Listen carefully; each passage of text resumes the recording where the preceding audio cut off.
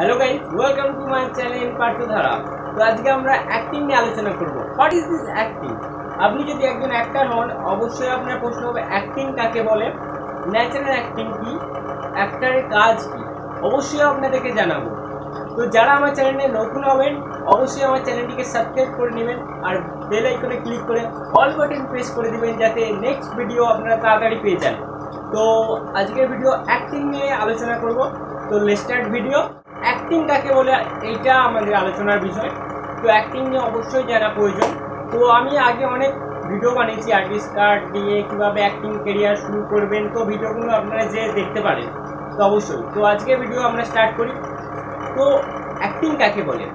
দেখুন, অ্যাক্টিং সত্যি কথা বলতে কি বলবো, অ্যাক্টিংয়ের অনেক মেথড, অ্যাক্টিংয়ের অনেক বই আছে, কিন্তু অ্যাক্টিং সম্পর্কে এরকম কোনো বইতে সঠিকভাবে কোনো সংজ্ঞা বা সূত্র এরকম কিছুই কোথাও নেই। তো বিভিন্ন অ্যাক্টার্স অভিনয়কে বুঝাবার জন্য তো অনেকভাবে বুঝিয়েছে। অ্যাক্টিং সত্যি কথা বলতে এরকম অনেক বই আছে, কিন্তু অ্যাক্টিংয়ের এরকম কোনো সংজ্ঞা বা সূত্র নেই। তো সত্যি কথা বলতে অ্যাক্টিং যেটা প্রকৃতভাবে যেটা অ্যাক্টিং বলে সেটা হচ্ছে যে আমরা প্রতিদিন যে সমস্ত কাজ করি বাড়িতে, আমাদের পরিবারের সাথে, আমাদের বন্ধু বান্ধবী এবং টিচার, স্কুল, রেস্টুরেন্ট, অটোরে, রিক্সায়, ক্লাব ঘর, সমস্ত জায়গায় রিহার্সাল, এখানে আমরা কি করি? অ্যাকচুয়ালি আমাদের পরিবারের লোকের সাথে যেভাবে আমরা কথাবার্তা বলি এবং বন্ধুদের সাথে যেভাবে কথাবার্তা বলি, যেমন স্কুলে আমি টিফিন নিয়েছি, তারপরেও আমি দেখি তোর টিফিনটা কেমন হয়েছে, আরে দেখি না কেমন বানিয়েছে, আরে খেয়ে দেখো, আরে আসলে দেখছিলাম ভালো হয়েছে নাকি। এই যে অ্যাক্টিং আপনার কাছে আছে, তারপরেও আপনি চেয়ে নিচ্ছেন। তো স্কুলে লকডাউনের কারণে অনেক সময় কি হচ্ছে, যাদের দূরে বাড়ি তারা কি হচ্ছে অনলাইনে এক্সাম পাঠিয়েছে তাদের এক্সাম পেপার, কিন্তু যাদের কাছাকাছি বাড়ি কি করেছে, তারা 10টা থেকে 1টা অবধি এক্সাম রয়েছে, কিন্তু অনেকে ধরে নিন 4টের সময় আপনি যে জমা দিচ্ছেন এক্সাম পেপার। তো আপনাকে টিচার জিজ্ঞেস করছে যে তুমি এত দেরি করেছো কেন? তো বলছে ম্যাম বা স্যার আমার অনেক দেরি হয়ে গেছে, কারণ এই কারণে আমার পেজ শেষ হয়ে গেছিল, কারণ পেজ নিয়ে এসে তারপরে আমি লিখে আবার আনলাম। এরকম অনেকে উদাহরণ দেয়। এই সমস্ত অ্যাক্টিং এটা মাথা থেকে বেরোয়, ন্যাচারাল অ্যাক্টিং। অনেক বলছে আমার তো অটো রিক্সায় অনেক লেট হয়ে গেছে, আসছিলাম, গরিব মানুষ বেচারা কি করবে, রাস্তায় দাঁড়িয়েছিল একা, তো আরেকজন প্যাসেঞ্জারকে নিয়ে নি, বেচারা গরিব হয়, যা দুটো পয়সা পায়। তো ন্যাচারাল অ্যাক্টিং। অনেকে বলছে ট্রেন লেট হয়ে গেছিল ম্যাডাম, আমার ট্রেন। তো এই সমস্ত বুদ্ধি যে বেরোয় এগুলো কিন্তু অ্যাক্টিং, এটাই ন্যাচারাল অ্যাক্টিং, আমরা যেটা প্রতিদিন করে দেখি। আপনারা দেখেছেন কি না জানি না, দেখবেন স্কুলে অনেক বাচ্চা এরকম করে, ও আমার খুব পেটে ব্যথা করছে, কি হলো রে, আমার খুব পেটে ব্যথা করছে, হ্যাঁ কি হচ্ছে রে, বাড়ি দিয়ে আসবো নাকি? না না না, আমাকে বাড়ি দিয়ে আসতে হবে না, আমি একাই চলে যেতে পারবো, এরকম বলে। তো যেই সময় স্কুল থেকে ছেড়ে দেয় তারপরেই ওরা সিঙ্গল ব্যথা বেরোয়, আর ট্যান ট্যানা ট্যানা এরকম। This is natural acting. এইটা যে অ্যাক্টিংটা যে করছে, এই অ্যাক্টিংটাই ন্যাচারাল অ্যাক্টিং, এইটাই প্রকৃত অ্যাক্টিং। তো এই অ্যাক্টিংয়ে কেউ স্ক্রিপ্ট তৈরি করে না, কেউ ডায়লগ লেখে না, ডিরেক্টর নেই। অ্যাক্টর আমরা নিজেদের মতো করে আমরা স্ক্রিপ্ট তৈরি করি, নিজেরাই ডিরেক্টর। তো বিভিন্ন ক্ষেত্রে আমরা অ্যাক্টিং করে থাকি। আমি মনে করি যে পৃথিবীতে প্রত্যেকটা ব্যক্তি একজন অ্যাক্টর, প্রত্যেকটা ব্যক্তি অভিনয় করে, কিছু না কিছু ক্ষেত্রে আমরা মিথ্যে কথা বলি, অভিনয় করি, কিন্তু আমরা সফলতাও অর্জন করি এই সমস্ত ক্ষেত্রে। দিস ইজ ন্যাচারাল অ্যাক্টিং এটা।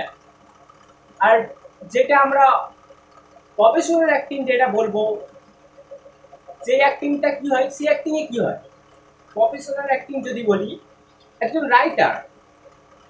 রাইটিং করে, স্ক্রিপ্ট লিখে, সেই স্ক্রিপ্টটা একজনের অ্যাক্টরের কাজ কি হয়, একজন অ্যাক্টরের কাজ হবে সেই স্ক্রিপ্টটা ভালো করে মন দিয়ে পড়া এবং সেটাকে ভালো করে বোঝা যে একজন অ্যাক্টর সেটা কত ভালো করে লিখেছে গভীর দিয়ে, সেটাকে সম্পূর্ণভাবে পড়া, মানে রিডিং করা না, পড়ে নিলাম ব্যাস হয়ে গেল স্ক্রিপ্ট পড়া, এরকম ব্যাপার নয়। সেটাকে পড়তে হবে যে রাইটার কি বলতে চেয়েছে, কি বোঝাতে চেয়েছে, সেইটাকে পড়া, মুখস্থ করা এবং ক্যামেরার সামনে দাঁড়িয়ে সেটাকে অভিনয় করা।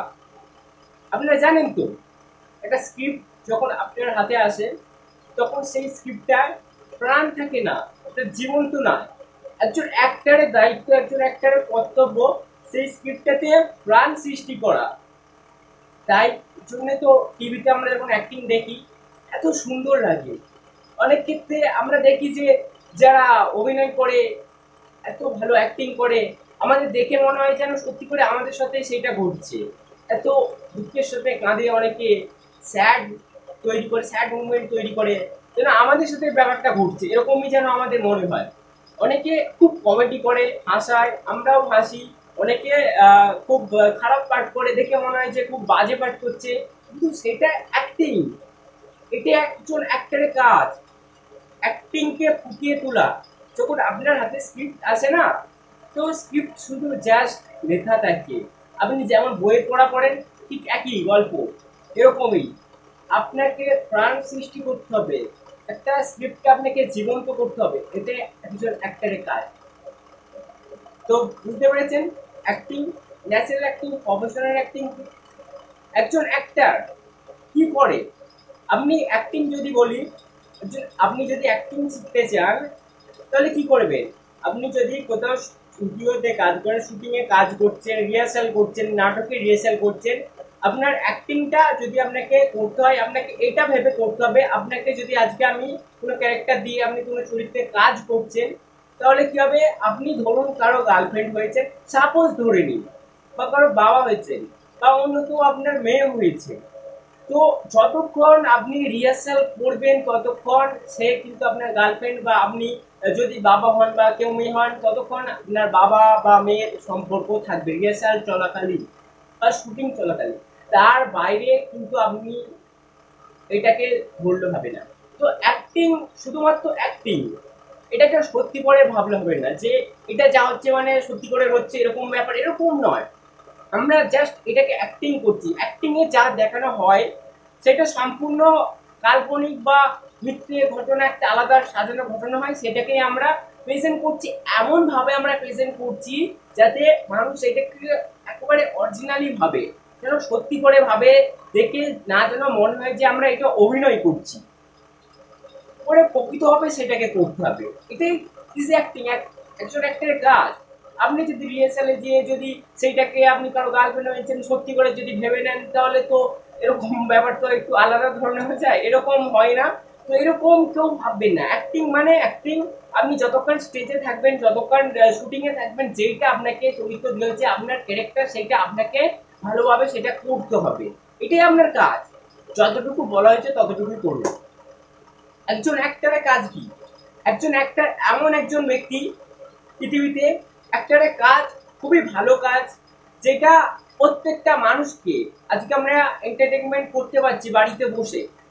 আপনি হাসাতে পারবেন, আবার স্যাড দুঃখের আপনি সিন করে মানুষকে কাঁদাতে পারেন, আবার রাগিয়েও দিতে পারেন, আবার আপনি তাদেরকে মোটিভেট করতে পারেন, বুঝাতে পারেন, শিক্ষামূলক আমরা বিষয় তৈরি করে সমস্ত কিছু দেখায় মানুষকে। একজন অ্যাক্টর কত কিছু মানুষকে দিচ্ছে। আজকে বাড়িতে বসে সবাই টিভিতে অনেক কিছু বলে, এটা তো আমিও পারবো, এটা তো এই ডায়লগটা তো আমিও পারবো করতে, এরকম অনেকেই বলে। কিন্তু যেই মুহূর্তে আপনার হাতে স্ক্রিপ্ট দেওয়া হয় না, আপনি ভাববেন যে কি করব, আপনি জাস্ট রিডিং করবেন, জাস্ট রিডিং করছেন। এরকম অভিনয় না। অভিনয় হচ্ছে একটা স্ক্রিপ্ট আপনার হাতে যখন আসে, আপনি মৃত স্ক্রিপ্ট আসে, আপনাকে জীবন্ত করতে হয় একটা স্ক্রিপ্টকে। তো প্রত্যেকটা ব্যক্তি জীবনে কোথাও না কোথাও অ্যাক্টিং করে থাকে, তাই না? তো আমরাও অ্যাক্টিং করে থাকি। অ্যাক্টিং না অনেকে ভুল ধারণা থাকে যে অ্যাক্টিং খুব সহজ, ইজি, তো অ্যাক্টিং এ যেটা হয় সেইটাকে মেনে নিই, এরকম নয়। অ্যাক্টিং এর পেশা খুবই ভালো।